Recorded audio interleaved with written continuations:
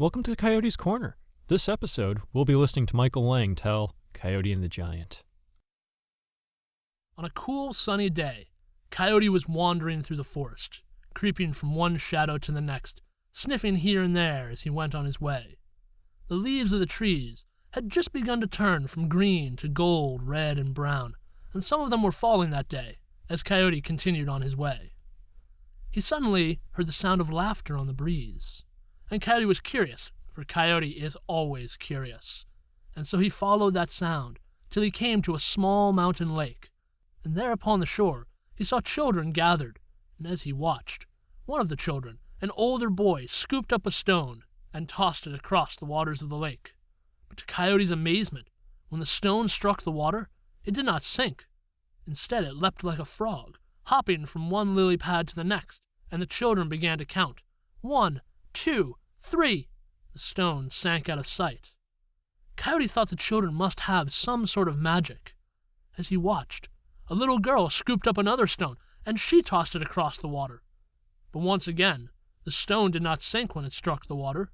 Instead, it leapt like a frog, hopping from one lily pad to the next, and the children counted once again. 1, 2, 3, 4, 5. The stone sank out of sight.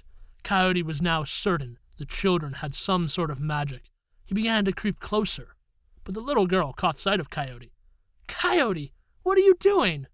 "Oh, I heard your laughter on the breeze, and I saw you tossing those stones across the water. How is it that you make them leap like frogs?" "Oh, Coyote, we're skipping stones." "Skipping stones?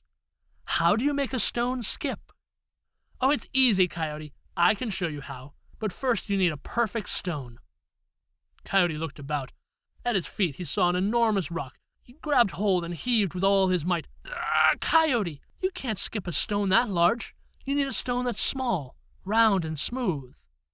Coyote looked around once more, and he saw a stone that was small enough to fit in the center of his paw. It was round, and it was smooth. The little girl then showed Coyote how to hold the stone, how to flick his wrist just right, and to his amazement, when he threw that stone, it skipped across the water. "Ow!" Coyote was so excited, he went scampering about till he found another stone. And this time, when he threw the stone, it skipped twice. He scampered all around till he found another stone. Coyote skipped one stone after another. He stayed with the children all day, and by the time the sun was sinking low, Coyote could make a stone skip 5 times. But it was getting late, and the children insisted they had to get home. "Oh, but we're having so much fun. Stay and play a little longer." "Coyote, there is a terrible giant who lives in the forest. If he catches us after dark, he'll eat us alive. We have to get home now." Coyote laughed.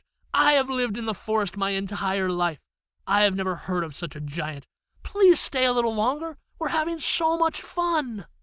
But the children insisted they had to get home, and so they left. But Coyote stayed. He skipped one stone after another. The sun went down and the moon came up, but still Coyote was skipping stones, till a shadow fell over him. "Coyote!" He looked up, and there was an enormous giant made entirely of stone, looming over him. It was reaching down with one enormous hand. "I'm going to eat you, Coyote." Wait, you can't eat me. You can't eat me because I challenge you. I challenge you, giant, to a stone-skipping contest. "Ha! I am the greatest stone skipper in all the land." The giant reached for an enormous rock. "Wait, you have to give me time to find a perfect skipping stone." "Very well, Coyote. I will give you 5 minutes to find your perfect stone." 5 minutes? Yes, certainly I can find a stone in 5 minutes. I have found plenty of stones all day." Coyote began running about, looking here and there for a stone, but he could not find one. He scampered even more frantically as his time ran shorter and shorter, dashing this way and that through the shallows of the lake. What was he going to do? Hey, what are you doing?"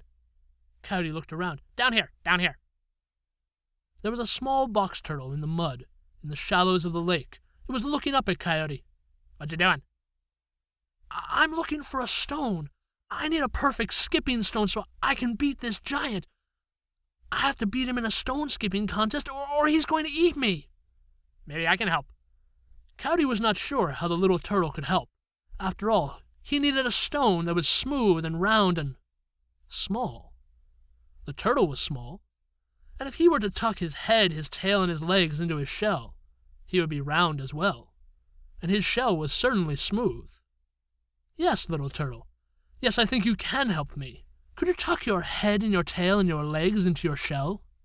Okay. And so the turtle did, and Coyote scooped him up. He ran back to where the giant was waiting, keeping his paws cupped so the giant would not see he was holding a turtle instead of a stone. Since you are the greatest stone skipper in all the land, you go first. Very well. Beat this.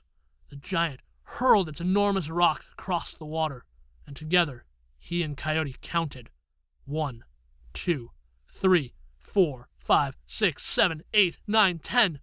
The stone sank out of sight, and Coyote's heart sank with it. He had never skipped a stone more than 5 times. How was he ever going to beat 10? He took a deep breath. He kept his paws cupped around the turtle, gave it a toss, and together he and the giant counted 1, 2, 3, 4, 5, 6, 7, 8, 9, 10, 11. The turtle skipped out of the lake. It bounced off a tree and came back. 12, 13. The turtle sank out of sight. The giant shook with rage. He had been beaten by Coyote. He shook and he shook. He was so furious. He did not see the trail of bubbles zigzagging their way across the water as the dizzy turtle made his way toward shore. The giant shook, and he shook, and as he shook, dust and pebbles fell from his stone skin.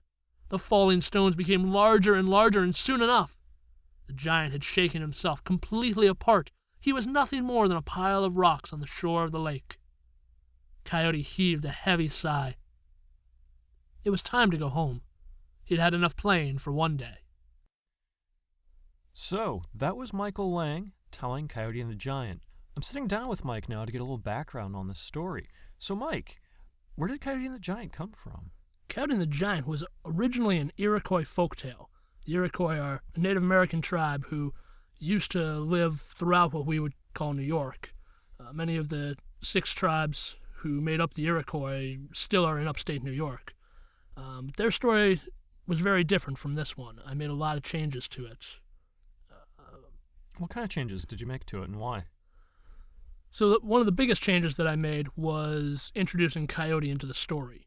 The original story began with this terrible giant made entirely of stone who's marauding the countryside, and the people are praying for their hero, who eventually is sent by the Great Spirit, and it's this boy who will save the people. I changed it because I was working in a lot of environments where I wasn't sure if that sort of a story was going to work.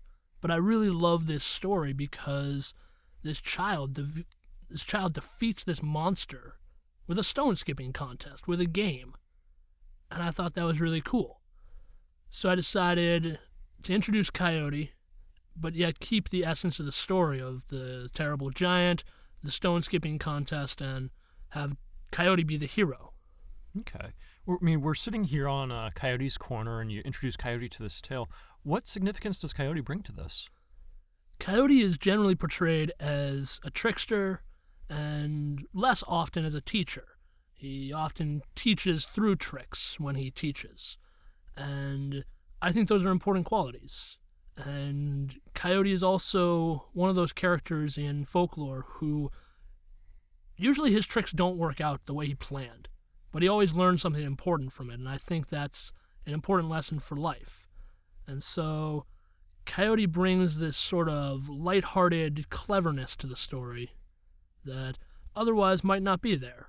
The childlike wonder and excitement of he skipped a stone. Yeah. Yeah, right. Hey, I skipped a stone today. I wonder if I can do it again. Ooh, it happened twice this time. Yeah, and then to have him go and defeat the giant with that kind of, I don't want to say dopiness, but that innocence. Right, yeah. And, to me, what's really cool about this story, and it sort of happened by accident, is the children end up teaching Coyote. Yeah. And how often in a story is the child the teacher? So we've got these kids who teach Coyote how to play their game. And Coyote absolutely loves it to the point where, no, you can't go home tonight. Come on, we got to keep playing. This is awesome. And then he uses that to defeat this monster that's going to eat him, with a little help from a little turtle. Was the turtle part of the original tale? The turtle was, actually, in the original story. He did, in fact, find the little turtle while he was looking for a stone because he had already skipped all the stones. The boy had. And the little turtle helps him, and he ends up defeating the giant. Excellent. Well, thank you very much for helping give some background to this rather fun tale. And thank you to our audience for joining us here at Coyote's Corner. Definitely check out Mike's website at coyotesinc.com. There will be a link below. He's got downloads, videos. You can stream a bunch of other stories that we've recorded. And you can even buy CDs and other merchandise there. Check it out. Welcome to the closet of despair. It seemed he had already skipped all the perfect stones. What was he going to do? Hey, what you doing? Hey, down here. Coyote looked around. Down here. Do you have anything you'd like to tell us about that story? No. Don't make me kick you. Wait. You can't eat me. You can't eat me because I challenge you. I challenge you, giant, to a stone-skipping contest.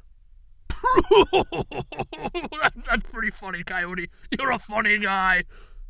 I'm gonna eat you anyways.